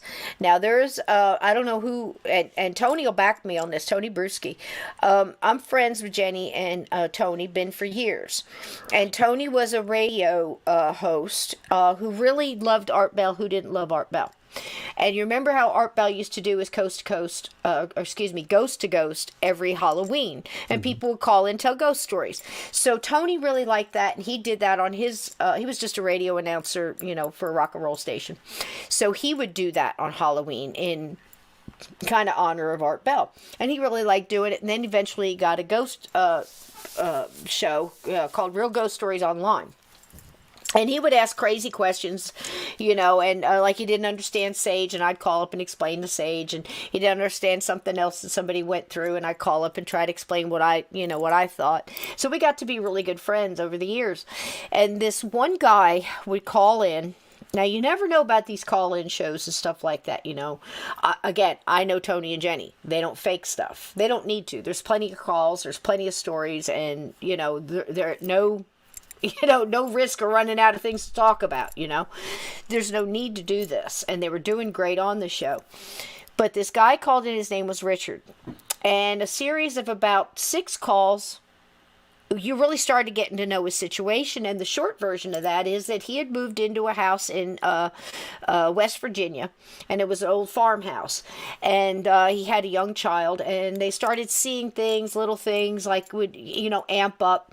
And the next thing you know, he was choked by an unseen force while he was on the couch, so much so I think this was the one where it broke the couch or something along those lines. I think we talked about this one, haven't we, Steve? I think so. I mean, so much of a force where he was being choked that it broke the boards in the couch. So many other things are going on. Shadow figures, black masses moving around, mists and things like this. And he's calling in trying to get advice from everybody. And of course, then it takes a while to get all the calls in because you hear that on a Friday, and by next Friday, then you have all the answers to that. And it just drug on for a while. Well, everybody got to really caring about this guy because his wife was about to leave. He didn't know what to do. He had a priest in there to cleanse the house or something like that. It got worse. The priest ran out. It was just getting really building. And then one Friday they do a live show, and Richard calls in. We hadn't heard anything in about 3 weeks. And everybody's like, what happened to Richard? The last thing you hear is, that's it. It's like, what happened? Because you don't know who he is or where he is or whatever. So he calls up and does a live call in. And as he's doing this live call in, there's chanting in the background. I'm hearing it. And I'm like, uh-oh, no, right? And I'm trying to tell Tony, hang it up. I'm on the other line with Jenny. I'm like, tell him to hang it up. No. And he's talking, and all of a sudden you hear this horrid growl from hell. I mean, it's just, and then the chanting and then all of a sudden it hit me right coming through the radio on my phone, basically. Hit me so hard in my center. I about doubled over it. I was instantly nauseous. I ran and got the Bible, ran and got the holy water, ran and got the sage, and I shut that thing off, and I just cleansed the whole house immediately, and I started to feel better. Now, the odd thing is I never said anything because I shut it off. I was done. And I didn't say anything, and a couple days later, I call back, and they're telling me so many calls, so many emails of people getting sick, so many things happening. So it wasn't just me. And I had called him. I said, listen, you've got to either screen the calls or pre-record them. You get anything like that, you can't let that out on the airwaves because either one of 2 things. Now, there's probably a 3 and a 4, but off the top of my head, 2 things. Either was a setup from the get-go, and they just wanted to go release things as much as they could because there are people who do this. I can't tell you why, but they do. Or this is a man and a family really in trouble with something horrible in their house. And it reached out and it got a lot of people globally because of electronics. And people were sick. Some people were sick for days, So I can't explain that. Steve, what do you think about that? Things like that can happen. I remember back in the late 80s, a preacher Yes, named it's the Bob truth. Larson had a radio show where people would call in like that, and he would cast out demons on the air. And Oh, you'd my- be talking oh, to some little God. girl, and then all of a sudden you hear this really deep, growly voice. Oh, jeez. It might have just been for entertainment purposes because he did ask for donations and stuff. But it might have been real. Why take a chance? When the demons started talking, I turned that off. I changed the channel. Give me some Led Zeppelin or something. Yeah, for a free will for a free will donation of $100 or more, you can get the Apostle steak knives with the salt and pepper shaker. with who was the one who turned around and turned into a pillar of salt? Who was that? That was Lot's wife, but I can't Lot's remember wife. what her name was. With Mr. and Mrs. Lot salt and pepper shakers, that would be great. With the Apostle set of steak knives for $100 or more. You Donation. never know. I mean, it sounded real, but I think it was just good radio. I think it was because what are the odds that every person that calls in has a demon in them and it's going to start talking? Right, but you know the story, but Steve. It could happen. Yeah, it could, but you know the story. I don't care if you do 100 fakes. Eventually, you're going to hit a real one. Hit a real one. Then what would he do? Yeah, you're going to get a wait real a minute. one. This isn't in the script. But we ought to come up with that. I wanted to tell you, not a phone call from the dead, but a phone call to the dead. Oh. And you've probably done this. I have. But have you ever dialed your childhood phone number just to see if anybody picks up? No. Well, I know somebody that did that from a cell phone. He dialed his childhood phone number, and he swears his father, who'd been dead for years, answered the phone. And he said, "Daddy?" And so then all of a sudden it just turned into a bunch of whooshing, echoey noise. Then it went dead. He called it right back. He said, "I hit redial, same number, same exact number, and got the recording saying this number is not in service." Wow. That's creepy. I've called my home. We had 2 different numbers when I was a kid that I still remember. The very first phone number, and then we had a different one when we moved one time. But I've called both of them and never had anybody answer. Apparently, they're still out of service, or they never gave those back to anybody, or I just seemed to hit them at the right time. But yeah, the guy swears that his dad picked up the phone and answered, and then when he said "Daddy," it just whooshing and man, that's creepy, stuff, dude. and then it went dead. No pun intended. Yeah, phone went dead. I know, man. But I still remember every phone number I've ever had. I won't read them out on here because some of them may actually be somebody's number. Right. Call and prank them. Call up and ask for Steve. But that's funny. No, I can't. I'm trying to remember much. There's only one phone number I remember, and it's still the same. It's been the same since I was younger, and that's my sister. Oh, thanks again for the prayers. My sister is doing better. She's stable. They sent her home. I know I said that last week, and she's still home, but they don't want to do anything else. They're still monitoring, but she's up and around. Again, prayer works, and so everybody there, need prayer. Please put that out. Donnie's got a number here. 1-900. Call the other side. That sounds like a long distance call to me. It's just creepy even thinking about that. Talk to your dead Aunt Ethel. I have found a way. I figured Jackie asked me about that TeePublic. I'm trying to get that to you. Hold 1 second. I think I can. It's amazing how you don't know how to do this stuff. You're sitting there. I'm afraid to touch anything on this laptop because I don't want to just see, Steve's eye, and then I have to shut the whole thing down because I don't know how to get out of here. But let me see if I can do this. I think I can do it. There we go. There it is. All right. It should pop up here in a second. And I don't know if I can screen share. Boy, I don't know. Do I dare? Do I dare try? Go for it. Oh, geez. God only knows what'll happen. But there it is right there.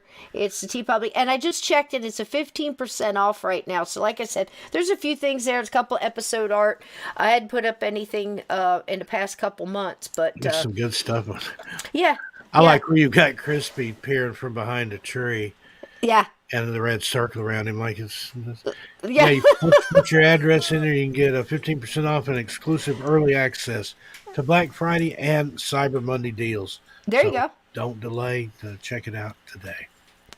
There you go. Thank you so much. Yeah, the crispy mugs are adorable. I mean, and the stickers and stuff like that. And, I got a bunch of stickers and I went around and putting them up at the Bubba and all that, put them on light poles and stuff, a little crispy. So it's kind of cool. But there it is. It's kind of cool. I definitely want to get some of our, Monday Madness stuff up there because, I just love the episode. I love making the episode art. It's fun, but boy, sometimes it takes time. Cutting Steve's beard and trying to get it on a skeleton and making it look just right. I mean, it takes a little bit of time. But Crispy makes it with all his little outfits and stuff. And one of the cutest ones I think Crispy was dressed up as was when he was Sherlock Holmes investigating. Yeah, I remember that one. And then he was dressed up the cowboy stuff. And anytime we have our friend Simon Entwistle on from good old White Castle, really is right about where he lives there, and gives all the tours. He's a fantastic tour guide and tells great ghost stories. But Crispy and him in the top hat together is just the cutest darn thing you ever saw. So you might find some stuff on there you like, whether it's ghosts were people too and stuff like that. It's all there. It helps us out a little bit. Like I said, I think, I get maybe $2 on a mug or something like that, but it doesn't matter. It doesn't matter if it's a sticker. It goes to help, and I appreciate every single bit of it. And I love you guys, whether you get it or not. But we will be designing a Gatekeeper shirt for you guys. And, if you want that, for sure, we'll do it. No problem.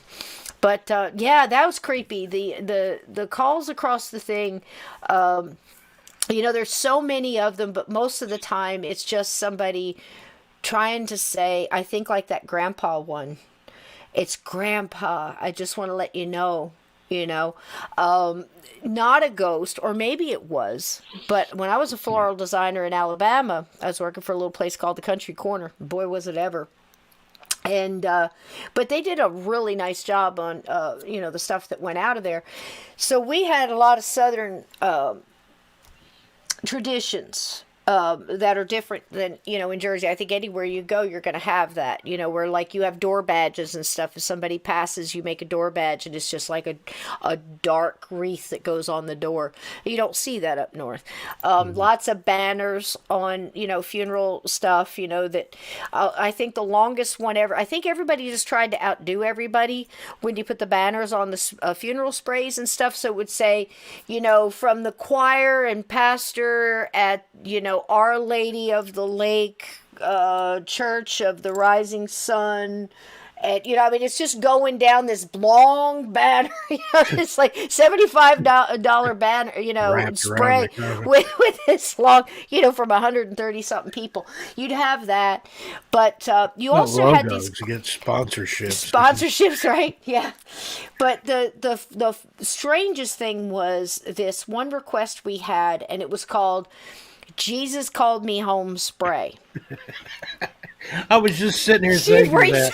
No, I saw one of those at a funeral when I was a kid. Oh my God, go ahead and tell it. Oh my gosh. Well, the old version was you'd have like the old rotary phone in it. Right?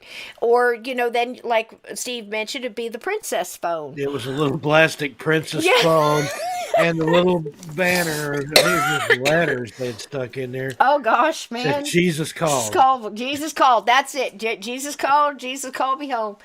And this was when cell phones and stuff like that were just really getting going. I mean, cell phones have been out since the 70s, but they were great big bricks with long, things. Half the people that walked around in New York City and California with those things, they were dummy phones. They couldn't afford them. They just want to look like they had them. That's an actual fact. I think they said something like 80% of the phones that were out there were just these dummy phones. Yeah. They'd have them in their car and stuff, the car phones. But anyway, this was the time where it was switched over to cell phone. It didn't make any sense to have a rotary phone in it. The boss sends a lady out for a bunch of stuff, tells her to get one of these like toss away phones, whatever. And they paid for it, took it out of the price of the spray.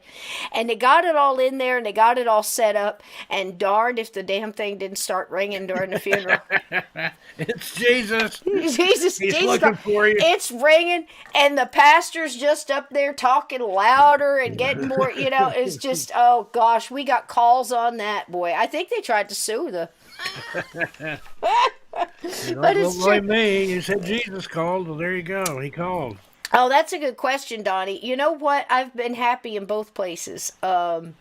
I gotta say that I'm really hankering to go back south, though. you Yeah, know, that's me. I've been on the West Coast for 15 years now, and I'm ready to go back to Appalachia. It's just something about those old hills and hollers there in the mountains that gets in your blood and don't let go. Yeah, I miss the people. New Jersey. I'm on the shore, and I mean, for the past 2 years, I mean, it's turning into. I see more New York license plates than I do jerseys. I promise you. And that's not. There's nothing wrong with that. The fact that it's just so much traffic, and so much stuff, and everything has just gotten so expensive. You can't really even afford to, do anything on the boardwalk there. I think it's like $25 a day just to park your car. Jeez. How much is a pack of cigarettes there, Cisco? $12. $12. Almost. You can get them 10, something like that. Now in New York, I think they're up to 14, 15 in some places. Wow. Yeah. Yep. And I remember my mother said when they were 70. That's the cheap ones too. 70. Yeah, I smoked the expensive ones, but I'm not going to go down in grade. Yeah, I went to $10.50 a pack here. That used to be $8.50. Oh, you can't see mine. $2 last January. Mine are yellow or the dark gold for sure. You can't see that one either. Look at that. You can't see anything. I smoke the invisible cigarettes. They're extra lights. That's the crispy 100s there. $20 in Toronto. Wow. I went around to someplace. I was looking for a carton. I remember my mom. Gosh, it wasn't that long ago. It seems like it was the 70s, and we were going to Florida. My mom says I'm stopping in Georgia because in Georgia I can get a carton of cigarettes for $2, $2.50 a carton. A carton. Yep. And now you can't even get a break on a carton. You can't. I went somewhere and asked somebody last week, how much is a carton of American Spirits? It was $120. I said, well, Jesus. I said, that's $10 more than if I bought him a pack of cigarettes. Why? How is it more? It used to be less. Yeah, used to. You could get. I remember when you could get a carton of the cheaper cigarettes. If you bought a whole carton, $10 for a carton of cigarettes. If you bought them individually, it's like $1.25 a pack or something like that. But Monica says she pays $5 for Senecas. Where's that? Send me a carton, honey. I think that's the ones from the reservation. Yeah, see, they've got huge fines in New Jersey. Boy, they'll get you. They'll get you. They pay so much money to people to turn in people in New Jersey that do that or have them. Then they wait a year, and then the state of New Jersey will send you all the taxes that you owe on those cigarettes. They know exactly what you're doing. I don't care if you get them online or you go over, go to the reservation. Whatever you do, they're going to find out because they pay the people to let them know. So if you used a credit card or something like that, I guess if you paid cash, you'd be all right. But yeah, I've heard many stories of people. Jersey's gonna get their taxes. Donnie, I don't know for sure what it is. Just something about those mountains that if Me too. Born there, lived there, it certainly gets in your blood. But I've known people that just visited there and Dirty couldn't Jersey wait to get back. But 100%. I miss one thing is the fall of the year. Like out here where I'm at in the Pacific Northwest, don't get that much color. Everything's green all year round, which was a nice change. I lived in Las Vegas for 7 years prior to moving here. Everything was gray and brown out there. But I miss the fall in the Smokies in particular. I like the way people were. I liked having people I didn't know waving at me every day. I mean, there was a man I used to wave. I still didn't know who he was, but you'd wave. You just feel good, Yeah. There was a real good connection to. It wasn't in Alabama where I was. It wasn't. Where do you live? It's what church do you go to? or everybody jumps in and helps everybody. Like here, a car. You jump a curb and hit a car and get a couple dents in it. They total it. Because it's so expensive to fix here. In Alabama, I'd have just had a bunch of my friends get a case of beer and a bunch of my friends to come over, and we'd have had that sucker banged out and fixed by Sunday afternoon. Yeah. Been watching NASCAR sitting on the couch in the front yard. I got a case of beer. Bring your dent puller and come on over. We're going to have fun this Sunday. But I remember that in the South, places where people sit out on their porches and they'd wave at you when you went by. It didn't matter if you knew them or not. They just, there's a car. Hello. They wave at you here in Jersey, but they're waving something else. They're either waving this or they're waving a gun at you. Yeah. Yeah, it's different. You sit in Alabama and you miss Jersey and you go, gosh, I miss the pizza. And man, you watch The Sopranos and you miss, like I don't miss that traffic, but miss the people and I miss that kind of camaraderie. We watched a great movie the other night. It was called This Is the Night. I highly recommend it. It was really good. It was done. I don't know when it was made, but it was set around 1983. When did Rocky 3 come out? I guarantee the chat's going to know. But I think it was Something like 80, 81, 82, something like that. But it was about in Staten Island, how everybody used to wait. When a movie came out, everybody, you couldn't wait for that movie to come out. And it's so different than now because that's what you had. You didn't have stuff go directly to TV. You didn't have, and even go back in the 70s, like when Star Wars and stuff came out. I saw Star Wars 26 times. Never bought a ticket. But I saw it 26 times in the theater. So either the drive-in or a regular sit-down, theater. Because you also went with friends who hadn't had a chance to see it yet. But when you saw it over that weekend, opening weekend, you went to school Monday and you hadn't seen it.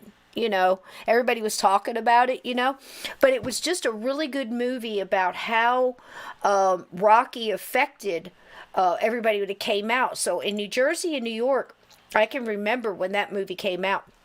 I was in an Italian household because, remember, I was basically orphaned when I was 12, and I went to live with my aunt and uncle who were straight up Jersey Italian, and with all the stuff with it, the Entenmann's, the Sanka, the sauce, Sunday sauce, cooking, and the gravy and all that, the whole Sopranos dealio.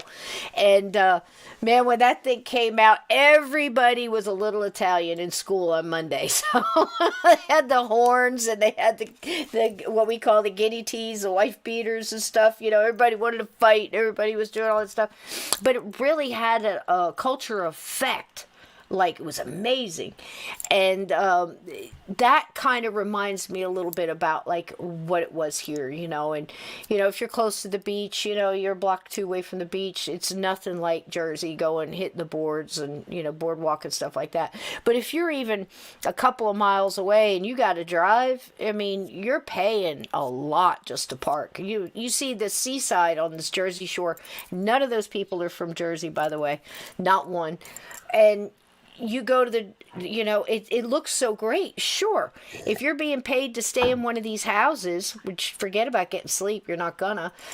Anybody who lives in Seaside hate the summer because they got people peeing in their bushes, they got drunks puking on their porch, they got people rousing and stuff up at 2 or 3 o'clock in the morning. I mean, it's nuts. It's like living in the middle of Mardi Gras.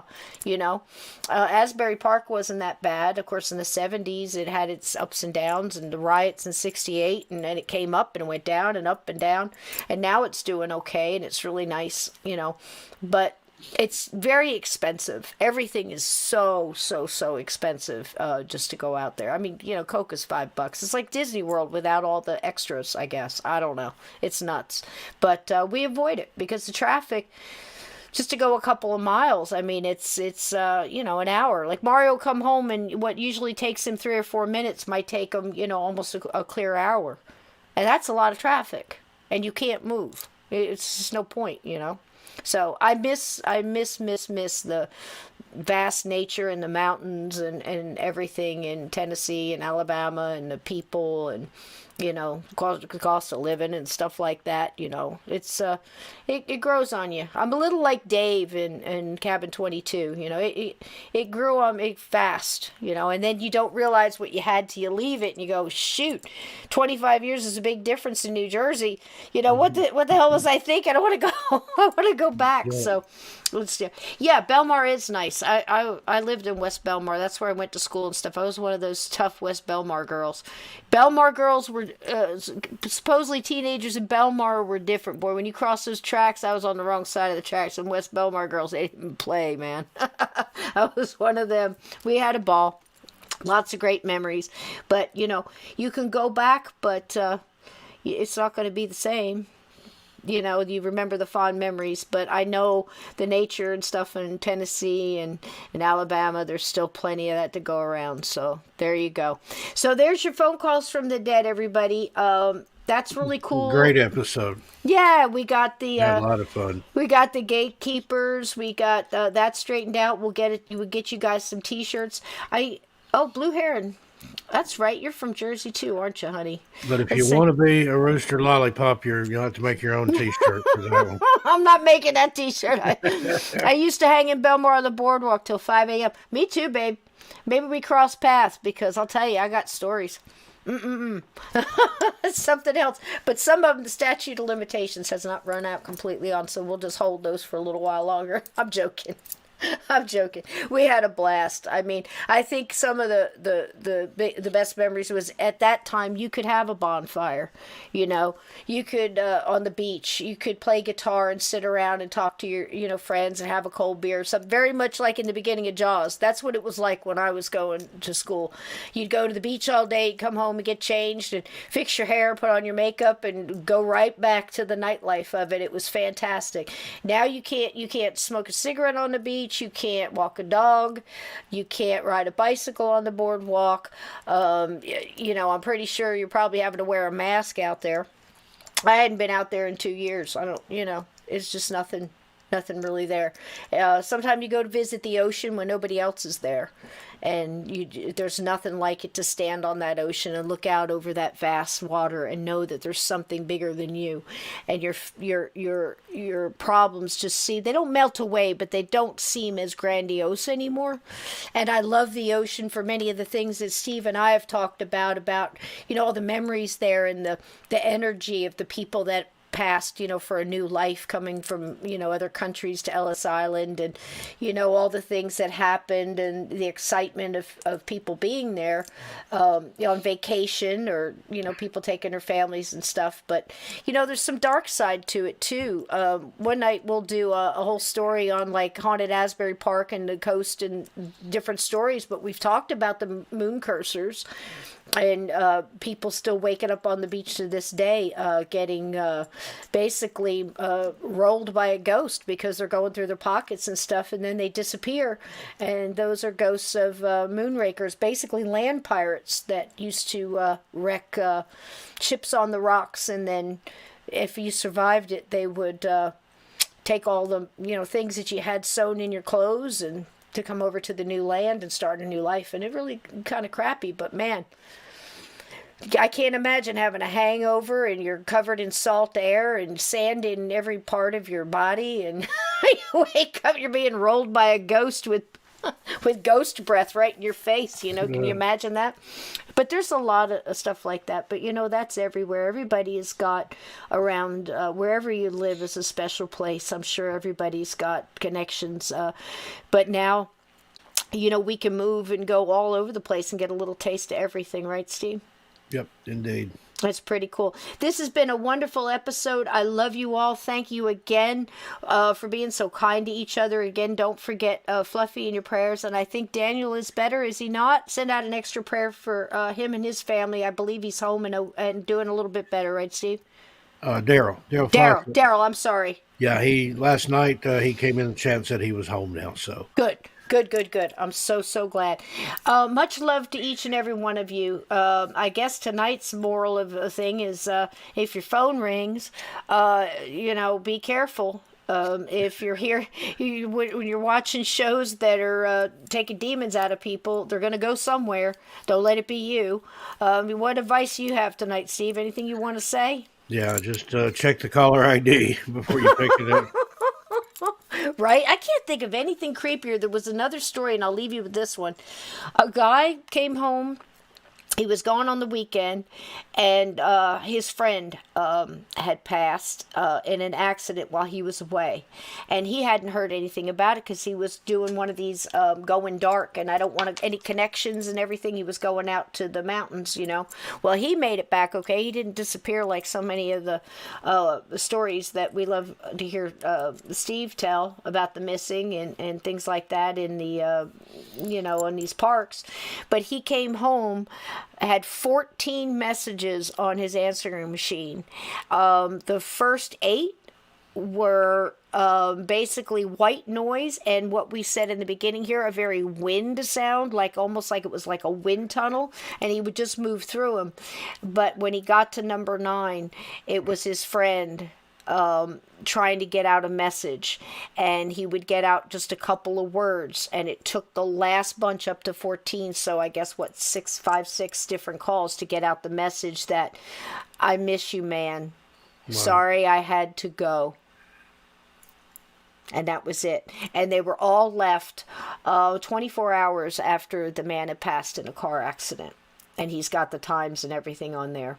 So I can't imagine having something like that. I know in the times in my life that we've gotten little things like that, or text messages, or found things, maybe on a voicemail or whatever. It's bittersweet, I believe, because it really messes you up at first. But at least you heard a little of something that wherever they are, they're okay. And that's good enough for me right now. How about you, Steve? Yeah, well, this is kind of just an anecdote here, but after my brother passed away, my sister kept his cell phone and still keeps service on it. And sometimes she'll text me or call from that number. And it's just so striking when the phone rings and the text notification goes off and I look and see his name just for a split second. It's like, go toward the light, brother. It's like, wow. But wow. It's just her messaging on his phone. Right. But still, it's a nice memory, a nice memorial to him, but still kind of startling when somebody that's been gone for a while, you see their name pop up on your caller ID. Yeah, that'll get you, man. I mean, it's the little things like that when you're caught up in your day, and sometimes the paranormal supernatural finds a way to just put you right on your butt and make you think, Yeah. And I'm glad for those times. I appreciate that because it's convinced me over time that there's zero doubt in my mind that something we go on. Yeah, we go on. There's something out there. There is a great beyond, and there is more than just here. Blue Heron wants a funnel cake or Zapolis right now. Well, I'll tell you what, Zapolis and a funnel cake cost you about as much as 2 packs of cigarettes out here, sweetie. So make sure you bring your wallet if you're going to come back to New Jersey. I don't know. I think I might be on my way to Tennessee with Steve. Who knows? We'll start a commune out there. I'm ready. Yep. Anybody wants in, we'll start a Gatekeepers commune out there, and we'll just tell ghost stories and have our bonfires and everything else and help each other. That would be awesome. Sounds like paradise to me. Sounds great to me. I love you all. Have a wonderful night. Steve, tell them where they can find you as if they didn't know. Missing Persons and Mysteries, main channel. We just passed 125,000 subscribers last night. Got a lot of new and good videos over there in the past few days. More coming up. And you can find me on 13 past midnight every night at midnight Eastern time now. We used to go at midnight Pacific, but we go at midnight Eastern now. And my host over there is Sandy from 9 Lives of Sandy, co-host. And we usually have a monologue talk for an hour or 2 hours or so. And then we play ghost stories overnight. So come check it out. Can't beat that. And Blue Heron says she's still here. I didn't know, sweetie. I'm glad. Hi, neighbor. How you doing? Well, we should meet at a Wawa one day. Or maybe we'll go get an egg cream or a funnel cake or something. That sounds good. And I think Salvador Soto said it right here. I like this a lot right here. Listen to this. I am humbled to be here and be ready to go at any time. Well, indeed. God bless you, darling. I love that attitude, but I hope you are here with us many, many years in this chat. And I thank each and every one of you for being here tonight. Thank you so much. And I don't know how many of you, have you ever gotten a call like that, or anybody in your family got a call as we go out, place it down that you did. And Blue Heron said, yes, she'll probably meet me at a Wawa. Well, what exit, darling? Here we go. I'm on 98. I love you all. Have a wonderful night. See you next week. We will get on that TeePublic. Anybody's got any ideas, please message me with them. Hit me up in the Gatekeepers on Facebook. We do have a group page there where you can put your ghost pictures and questions and talk and have a good time there if you want to do that. Those of you that don't have Facebook, I don't get Instagram too much. I do get messages there, so if you want to, you can do that. I'm also on Discord. Love you all. Keep your feet under the covers. Keep your closet doors shut. And you might want to shut your phone off every once in a while. At least check on what you're doing, because my goodness. Oh, you have Wawa in Florida now. Yay, terrific. They have some good drinks and some good, and the turkey bowl's back, so it's so good right about now. Love you all. The holidays are coming. We'll spend them together. We got some good shows coming. See you next Monday, everybody. Steve, be good or don't get caught. If you can, there you go. All right, sweetie? All right, I think we're almost on our way out, and here we go. Love y'all. Good night, everybody. Good night.